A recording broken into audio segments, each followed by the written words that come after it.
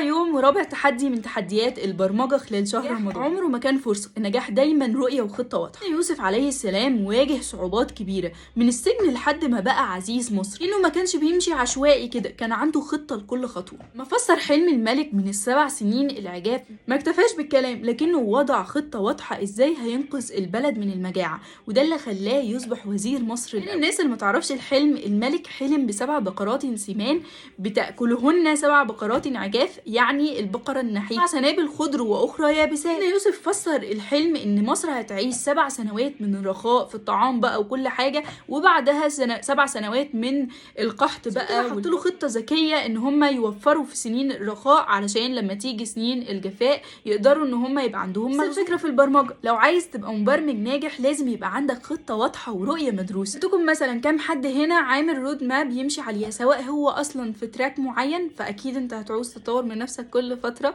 وتذاكر حاجات جديدة، او انت شخص اصلا عايز تبتدي في تراك معين فانت مفروض تسيرش عن الرود ماب دي او تسأل حد على الرود ماب بتاعت التحدي بتاع النهاردة. هنعمل رود ماب وهنبتدي من النهاردة. تشارك معانا في التحدي، ما تنساش تكتب لنا ايه التراك بتاعك وايه الرود ماب اللي انت هتمشي عليها علشان غيرك يستفيد. كلنا الهاشتاج بتاع كودينج ان رمضان.